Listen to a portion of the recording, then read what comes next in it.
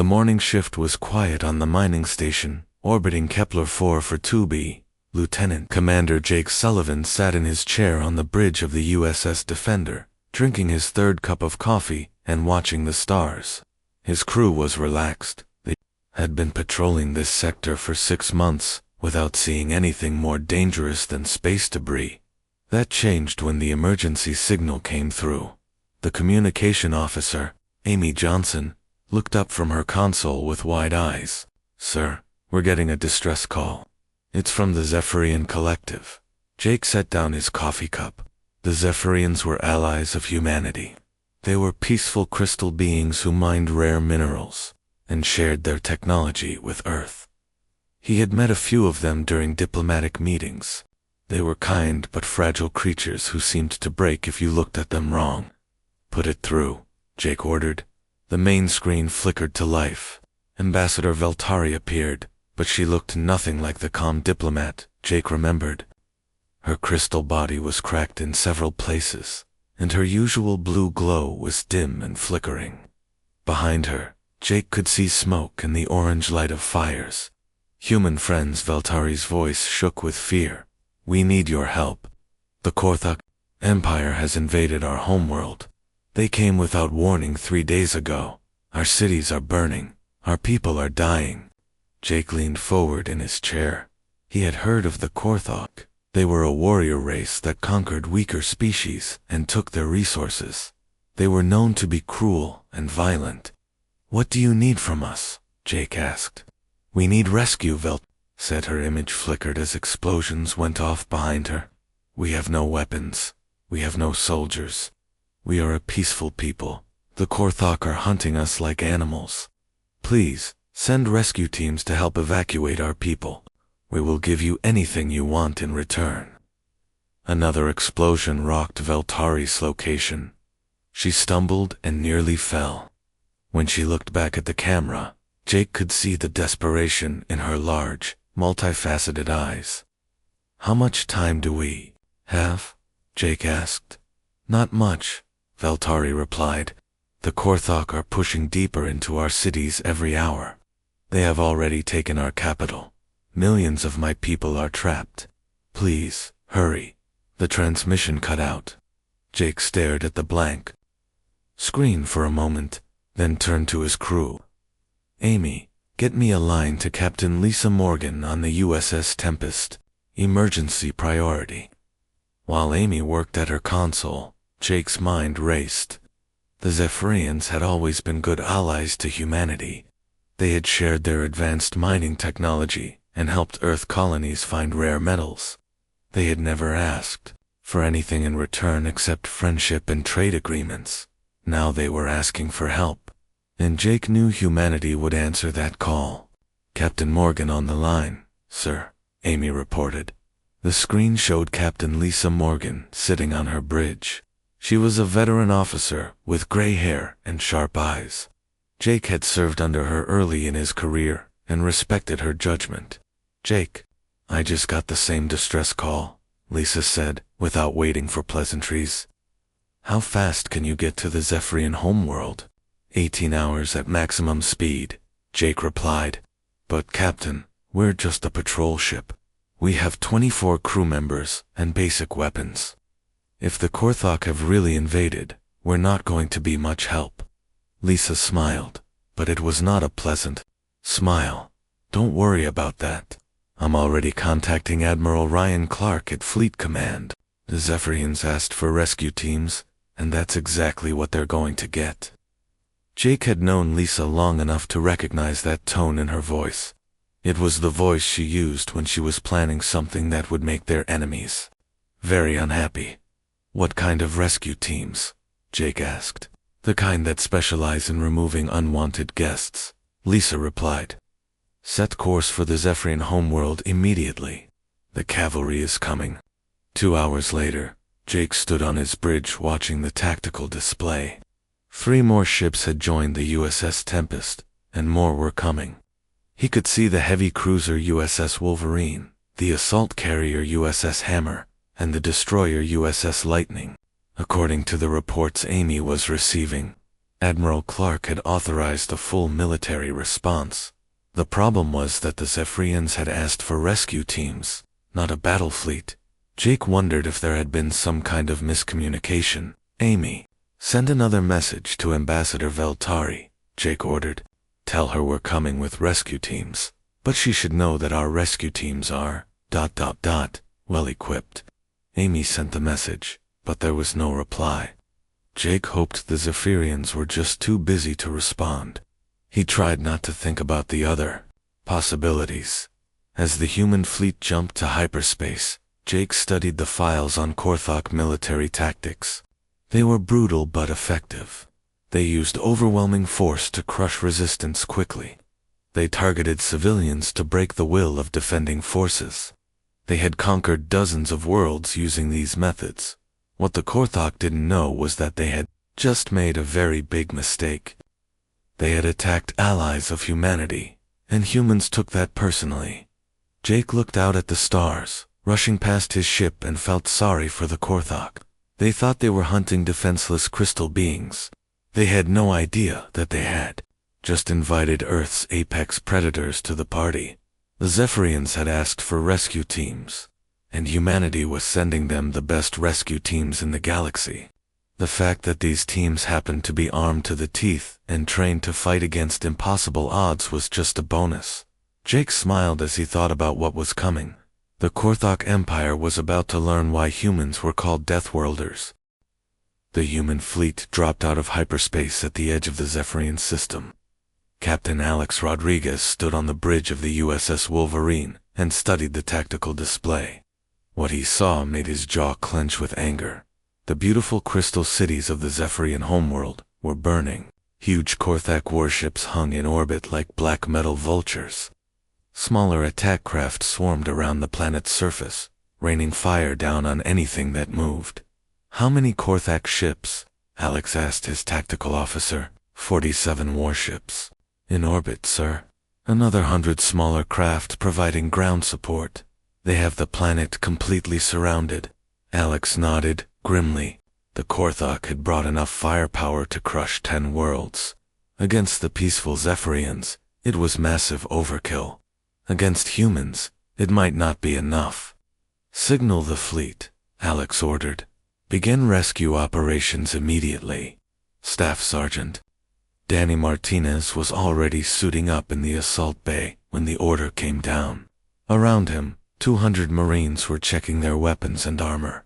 The powered combat suits made them look like walking tanks, but Danny knew they would need every advantage they could get. Listen up, Marines, Danny shouted over the noise of preparation. The crystal people down there are our allies. They asked for rescue teams, and we're going to give them the best rescue operation they've ever seen. Our job is to get between them and the bad guys. Anything with claws and an attitude gets a personal invitation to meet their maker. The Marines cheered and pounded their armored fists together. Danny grinned inside his helmet. These were the finest warriors humanity had ever produced. They had trained their entire lives for moments like this. Sergeant Martinez, the ship's communications officer, called over the radio. You have an incoming message from the planet's surface. Danny's helmet display lit up with a transmission from Ambassador Veltari. The crystal being looked even worse than she had in the earlier message. Her body was covered in cracks, and several of her appendages were broken.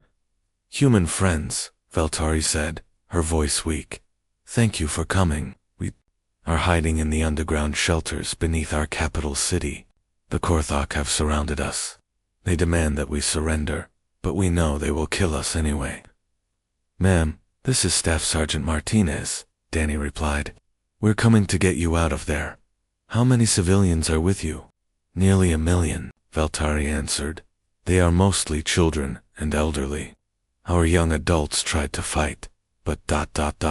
Her voice broke. The Korthok killed them all.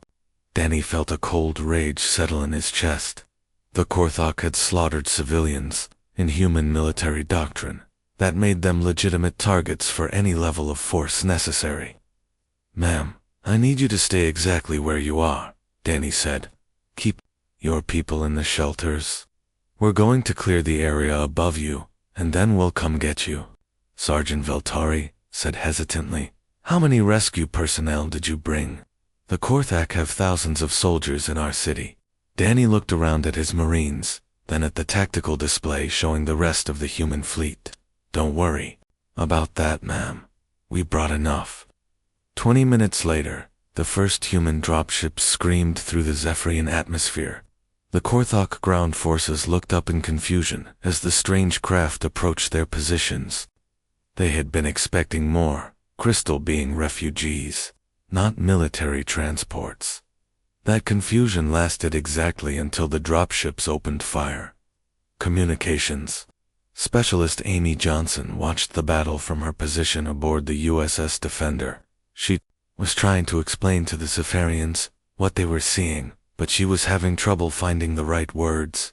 The humans are establishing defensive perimeters around your shelter locations, Amy told Veltari over the radio. They're setting up heavy weapons and medical stations. But why do they need so many weapons? Veltari asked. This is a rescue mission, not a military operation. Amy paused. How could she explain that for humans, there was no difference? When humans came to rescue their friends, they came prepared to fight anyone who tried to stop them. Ma'am, Amy said carefully. Humans have a saying, the best defense is a good offense. We prefer to solve problems permanently. On the ground, Staff Sergeant Martinez and his Marines were doing exactly that. They had landed in the middle of the Korthak-occupied capital and immediately began setting up what they called a secure perimeter. To the watching Zephyrians, it looked more like preparation for war. The Korthak soldiers were tall, reptilian creatures with thick scales and razor-sharp claws. They carried energy weapons and moved in disciplined formations. They had conquered dozens of worlds using fear and overwhelming force they had never encountered humans before. The first Korthak patrol that approached the human landing zone was led by a commander named Grak. He had fought in 20 campaigns and had never seen his forces fail to break an enemy's will. As he studied the strange bipedal creatures setting up defensive positions, he felt confident this would be another easy victory. Surrender now, broadcast in the common galactic language. You are outnumbered and outgunned. We will give you one chance to leave this world peacefully. Staff Sergeant Martinez looked up from the heavy pulse cannon he was installing and laughed. Did that lizard just tell us to surrender? I think he did, Sarge, replied Corporal Pete Williams. Should we tell him we're not here to surrender? Nah, Danny said, checking his rifle's power cell. Let's show him instead. The Korthak attack began with a wave of energy fire meant to break the humans' resolve. Grakthal expected the strange creatures to panic and flee like every other species they had encountered. Instead, the humans calmly returned fire with weapons that turned Korthak soldiers into vapor. What are these creatures? Grakthal screamed into his communicator as his forces were cut down around him. They're called humans, his commander replied from orbit. Intelligence says they come from a death world called Earth. They're supposed to be soft and weak, like the crystal beings. Grakthal watched another squad of his warriors disappear in a plasma explosion and decided that intelligence was very, very wrong. Sir, he reported, these humans fight like demons. They show no fear. They take cover and return fire with precision we've never seen. And their weapons. Another explosion lit up the battlefield. Their weapons are designed to kill, not just wound. From her shelter deep underground, Ambassador Veltari listened to the battle raging above. The sounds were terrifying. Energy weapons discharged continuously. Explosions shook the ground. She could hear vehicles moving and voices shouting orders in the human language. Amy, she called over the radio, what is happening up there? The Marines are clearing the area around your position, Amy replied. They should have the immediate threats neutralized soon. But it sounds like a war zone, Veltari protested. There was a pause before Amy responded. Ma'am, when humans do rescue operations, we make sure the area stays rescued. The Korthok Ground Commander Velkash studied the tactical reports with growing confusion. His forces had been fighting the humans for 6 hours, and nothing was going according to plan. Every strategy that had worked against other species was failing completely. Report, he demanded from his field commanders. Sir, the humans don't fight like any species we've encountered, came the reply from Captain Grakthal. When we advance, they don't retreat. When we threaten them, they don't surrender. When we try to flank them, they somehow know exactly where we're going, Velkash snarled. They're just another weak species helping the crystal beings. Send everything we have at their main position. Crush them with overwhelming force. What Vel didn't understand was that humans had evolved on a world where everything was trying to kill them. They had learned to fight smart, fight dirty, and fight to win. Colonel Sarah Davis watched the Korthok forces massing for their attack from her command post in the center of the human perimeter. She had 200 Marines under her command, facing nearly 3,000 Korthok soldiers. By any reasonable calculation, the humans should be completely outnumbered. Sarah wasn't worried about reasonable calculations. All units, this is command, she broadcasts on the tactical network. Enemy is massing for a major assault. Remember your training. These lizards fight in straight lines and expect their enemies to break and run. We're going to teach them why. That's a bad assumption. Sergeant Mike Thompson crouched behind a makeshift barrier with his squad, watching the Korthok forces approach. The enemy moved in perfect formation, energy weapons held at ready. They looked disciplined and professional. They also looked predictable. Jackson, you see that group on the left? Mike pointed to a squad of Korthok soldiers advancing down what used to be a crystal street. When they reach that intersection, light them up with the plasma cannon. Roger, Sarge, Private Jackson replied. What about the ones coming straight at us? Leave them to me, Mike said, checking his rifle. Williams, take your fire team around to that building on the right. When the shooting starts, hit them from the side. Remember, these things have thick scales on their fronts, but their sides and backs are softer.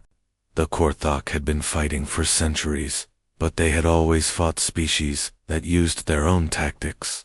They expected their enemies to form battle lines and trade shots until one side broke. They had never fought humans, who had learned warfare from creatures like wolves and tigers. The attack began with a wave of Korthok soldiers advancing in formation. They fired their energy weapons and expected the humans to fire back from fixed positions. Instead, the humans seemed to vanish. Mike Thompson's squad used the rubble of the destroyed crystal buildings like a three-dimensional battlefield. They popped up, fired, and disappeared before the Korthok could react.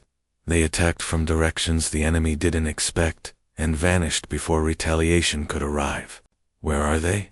Grakthal screamed as another of his squads was cut down by fire from an impossible angle. How can they move so fast? The answer was that humans had spent millions of years learning to hunt prey that was faster and stronger than they were. They had learned patience, teamwork, and the art of striking at the perfect moment. Captain Tony Anderson coordinated the air support from his fighter craft high above the battle. He could see the entire battlefield spread out below him, and what he saw made him smile grimly. The Korthok were fighting the kind of battle they knew. The humans were fighting the kind of battle they had been born for. Ground control. This is Eagle 1, Tony reported. I have eyes on a large enemy formation, moving to flank your eastern position. Permission to engage. Granted, Eagle 1, came Colonel Davis's voice. Light them up. Tony's fighter dove toward the Korthok formation, weapons charging. The enemy soldiers looked up in alarm as the human aircraft screamed overhead, but they were too late to take cover. The plasma barrage turned 50 Korthok soldiers into steam in less than 3 seconds. Target neutralized, Tony reported as he pulled up and began looking for his next victim. Looks like these lizards forgot to bring air defense. The ground medic, Jenny Forster, was discovering another difference between humans and other species. When Korthok soldiers were wounded, they screamed and thrashed and demanded immediate evacuation. When humans were wounded, they asked for bandages and kept fighting. "Foster, I need a patch job," called Corporal Williams, blood streaming from a gash on his arm where Korthok claws had found a gap in his armor. Jenny quickly cleaned and sealed the wound. "You need to get back to the aid station for proper treatment," she said. "No time," Williams replied, checking his weapon. "These lizards aren't going to shoot themselves." Jenny shook her head. She had been a medic for 5 years, and she still couldn't understand how humans could keep fighting with injuries that would disable most other species. Then again, most other species hadn't evolved on a world where everything was poisonous, carnivorous, or both. The battle turned decisively when the Korthok made their biggest mistake. Frustrated by their inability to break the human perimeter, they decided to target the crystal being shelters directly. They thought this would force the humans to protect the civilians. They were wrong. Sergeant Martinez was the first to see the Korthok forces moving toward the shelter entrances. He immediately switched to the emergency frequency. "All units, code red. Enemy forces targeting civilian shelters. Execute Protection Protocol Alpha." Protection Protocol Alpha was something special. It was the tactical doctrine humans used when someone threatened their friends' children. The change in the human forces was immediate and terrifying. Soldiers who had been fighting professionally suddenly became something else entirely. They stopped taking cover. They stopped worrying about ammunition conservation. They stopped caring about their own safety. They started hunting. Mike Thompson's squad materialized out of the rubble like vengeful ghosts.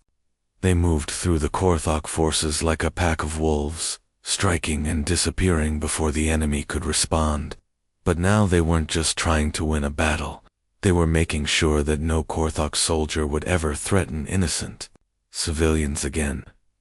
"Mother of Stars," Grakthal whispered as he watched his forces being systematically destroyed. "What have we awakened?" From orbit, the Korthok fleet commanders watched their ground forces fall apart. The neat tactical displays showed red markers disappearing one by one as human forces moved through their positions like death itself. "Admiral," the tactical officer reported, "our ground forces are requesting immediate evacuation."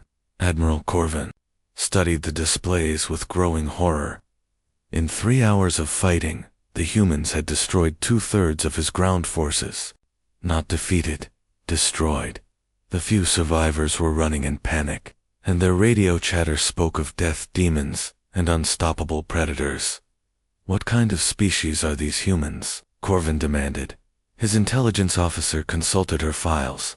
"According to our data, they come from a Class 12 death world called Earth. They're supposed to be a young species with limited military experience." Corvin watched another red marker disappear from his display. "Update the files. Mark them as threat level maximum, and send a message to High Command. Tell them we need reinforcements." "How many reinforcements, sir?"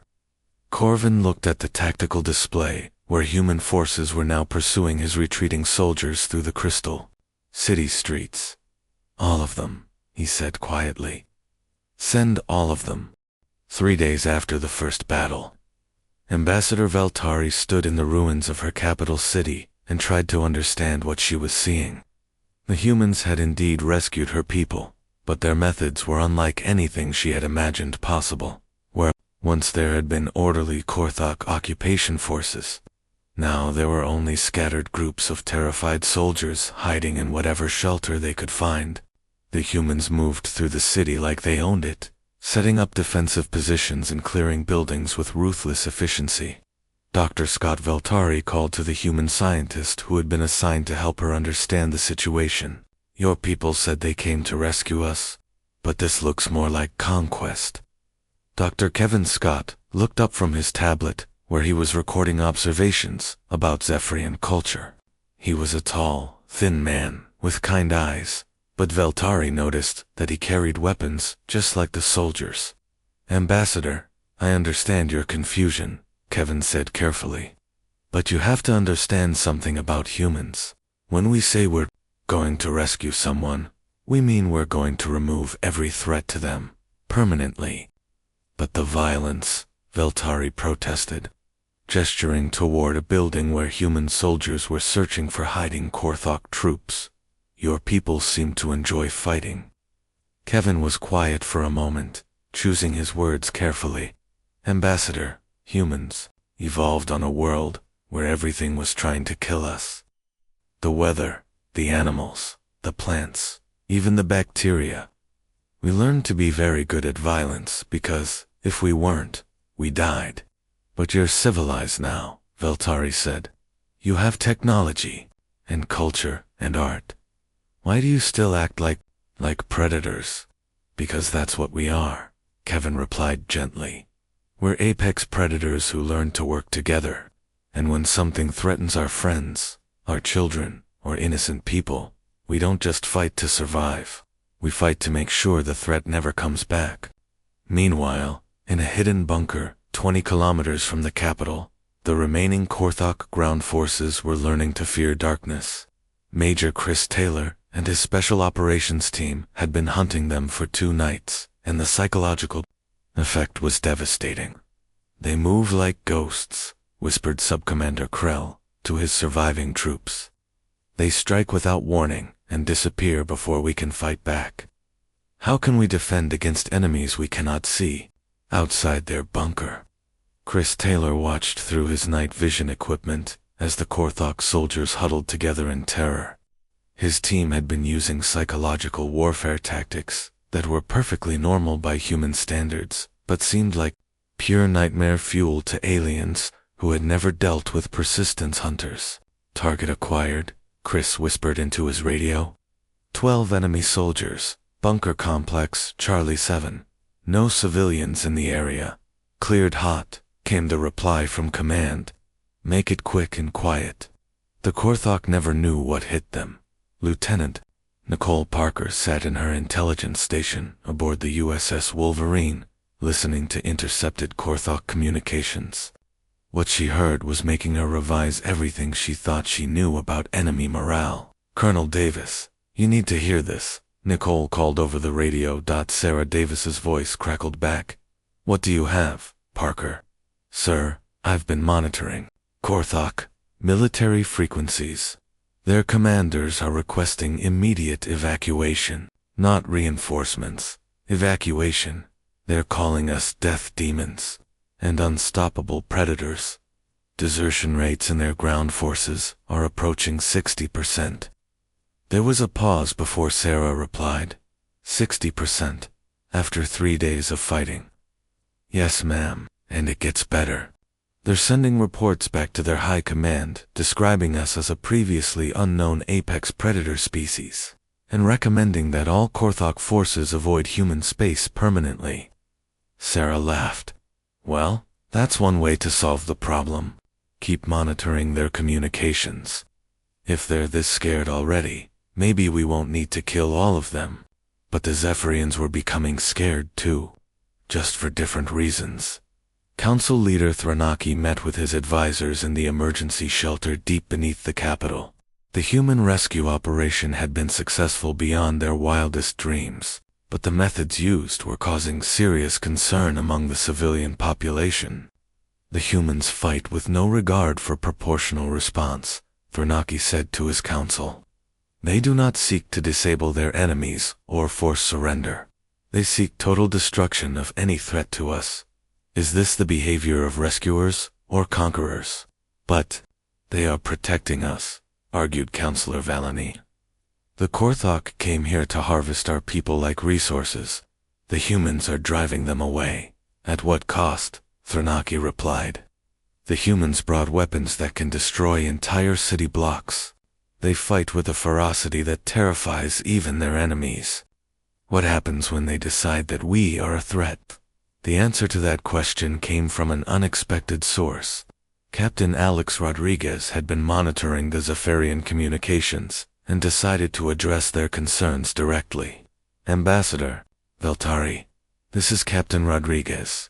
His voice came over the shelter's communication system. "I understand your people have concerns about our methods. Would you like to discuss them?" Veltari looked around at her council, then activated the reply function. "Captain Rodriguez, we are grateful for your help, but we must ask, why do your people fight with such intensity?" Alex's reply was immediate. "Because, Ambassador, we learned a long time ago that if you're not willing to be more violent than your enemies, you're not really protecting anyone. You're just delaying the inevitable." "But surely, there are other ways to solve conflicts," Veltari protested.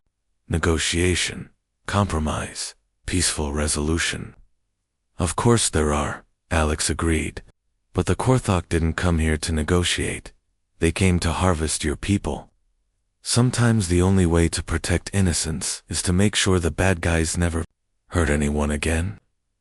The conversation was interrupted by alarms throughout the shelter. Veltari looked at her tactical displays in horror. "Captain Rodriguez," she called urgently. "Long-range sensors are detecting a massive Korthok fleet approaching the system. Over 200 ships. They'll be here in 12 hours. Alex's response was calm and professional. "Understood, Ambassador. Don't worry about it. Admiral Clark is already moving the Third Fleet to intercept them." "The Third Fleet?" Veltari asked. "How many ships is that?" "About 300, Alex replied casually. "Plus support vessels. We should have this wrapped up in a day or two." Veltari stared at the communication panel in shock. The humans had brought 300 warships to conduct a rescue operation. The scale of their response was overwhelming. "Captain," she said weakly, "exactly how many humans did you bring to rescue us?" There was a pause before Alex answered. "Ambassador, when humans commit to protecting someone, we don't do it halfway. We brought enough people and ships to make sure this problem gets solved permanently. The real question is, are you prepared for what that means?" Down in the ruins of the capital city, Staff Sergeant Martinez was briefing his Marines on the new situation. The men and women around him looked tired but determined. They had been fighting for 3 days straight, but none of them seemed ready to quit. "Listen up, people," Danny announced. "The lizards are bringing friends to the party. Big friends. Fleet intelligence estimates we're looking at the largest Korthok battle fleet ever assembled." One of his Marines raised a hand. "Sarge, are we supposed to be worried about that?" Danny grinned. "Hell no, Williams. We're supposed to be excited. How often do you get a chance to send a message that an entire species will remember?" The Marines cheered, but their voices were heard by the Zephyrian civilians hiding in nearby shelters. To the crystal beings, the humans sounded like they were looking forward to more violence. Veltari listened to the human soldiers, celebrating the prospect of a larger battle, and felt a chill run through her crystalline body. She was beginning to understand that humanity had not just sent rescue teams to help her people. They had sent something much more dangerous than that. They had sent themselves. The Korthok reinforcement fleet dropped out of hyperspace like an avalanche of metal and fury. Admiral Korvan had brought every ship he could muster, 237 warships, the largest battle fleet in Korthok history. He was going to crush these upstart humans and show the galaxy what happened to species that interfered with Korthok expansion. The human Third Fleet was waiting for them. Admiral Ryan Clark stood on the bridge of his flagship, the USS Constitution, and watched the Korthok formation on his tactical display. He had been fighting battles for 30 years, but he had never seen an enemy fleet this large. He also had never been more confident of victory. "Admiral," his tactical officer reported, "enemy fleet is moving into attack formation. They're trying to surround us." "Let them," Ryan replied calmly. "Signal all ships, weapons free, engage at will, and send a message to the ground forces. Tell them the party is about to start." The space battle that followed became legend among both species, but for very different reasons. The Korthok expected a traditional naval engagement. Ships would trade fire at long range until one side retreated or was destroyed. They had more ships, so they assumed they would win. Humans had learned warfare from creatures that hunted in packs. Captain Rodriguez watched from the USS Wolverine as the human fleet split into hunting groups and began picking apart the Korthok formation. Instead of standing and trading shots, the human ships moved like wolves, isolating enemy vessels and destroying them before reinforcements could arrive. "Target their command ship," Alex ordered his weapons officer. "Take out their coordination, and the rest will fall apart." But the real surprise came when the Korthok admiral made his final, desperate move. Realizing that he was losing the space battle, Admiral Corvin decided to target the Zephyrian civilian population directly. If he couldn't win, he would at least complete his original mission of harvesting the crystal beings. Every Korthok ship that could break away from the battle turned toward the planet and began a bombardment run. That was when the Korthok learned the most important lesson about humanity. Nothing made humans more dangerous than threatening innocent civilians. Colonel Sarah Davis received the alert on her command post and immediately switched to the emergency frequency. All units. Enemy forces targeting civilian areas. This is now a total protection scenario. Rules of engagement are suspended. Repeat. Rules of engagement are suspended. The change in the human forces was instantaneous and terrifying. Soldiers who had been fighting professionally suddenly became something primal and unstoppable. The last scattered Korthok ground forces found themselves facing humans who no longer cared about taking prisoners or minimizing collateral damage. Sergeant Martinez led his Marines in a final sweep through the capital city. Any Korthok soldier they found was eliminated immediately and without mercy. This was no longer a military operation. This was extermination. Sarge called Private Williams as they cleared another building. "Why are we being so intense about this? We already beat them." Danny paused and looked at his young Marine. "Williams, you got any kids back home?" "No, Sarge." "Well, I do. And somewhere down in those shelters are a million crystal being children who are scared and helpless. Those Korthok ships up there are trying to kill kids, Williams. In human culture, that makes them something worse than enemies." Williams nodded and checked his weapon. "What does it make them, Sarge?" "Dead," Danny replied simply. "In space, pilot." Lucy Adams dove her fighter through the Korthok bombardment formation like an angel of death. Her squadron had been tasked with protecting the civilian shelters, and she was taking that mission very personally. "Ground control, this is Angel Flight," Lucy reported as she lined up another Korthok bomber. "We have 12 enemy aircraft attempting to target civilian areas. Engaging now." The Korthok pilots never had a chance. They were flying straight and level, focused on their bombing runs. Lucy and her squadron hit them from above like hawks attacking pigeons.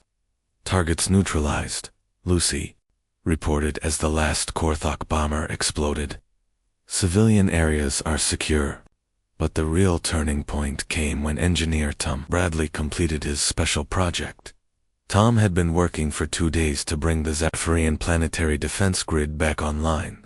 The crystal beings had shut it down years ago when they embraced pacifism, but Tom had found a way to reactivate the ancient weapons. "Colonel Davis," Tom reported over the radio, "I've got the planetary defense system online, requesting permission to engage enemy bombardment ships." "Granted," Sarah replied immediately. "Light them up." The Zephyrian defense grid had been built centuries ago, when the crystal beings still fought wars. It was designed to protect their homeworld from exactly the kind of bombardment the Korthok were attempting. When Tom activated the system, beams of pure energy reached up from the planet's surface and began swatting Korthok ships out of the sky like insects.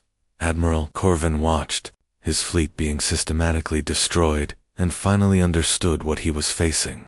These humans didn't just fight to win battles. They fought to protect their friends with a ferocity that bordered on insanity. All ships, he ordered desperately, retreat immediately. Emergency jump to hyperspace. Of the 230 ships he had brought to the Zephyrian system, only 43 made it out alive. In the aftermath, as the last Korthok forces fled the system, Ambassador Veltari stood in the ruins of her capital city and tried to process what she had witnessed. The humans had not just rescued her people. They had completely destroyed the most powerful military force in the local galaxy. Captain Rodriguez found her standing among the rubble, staring at the sky where the space battle had taken place. "Ambassador," he said gently, "are you all right?" Veltari turned to look at him. "Captain Rodriguez, I owe you an apology." "For what?" "For not understanding," she replied. "We thought you were like us. We thought rescue meant evacuation and negotiation and peaceful resolution. We didn't understand that for humans, rescue means making sure the threat can never come back."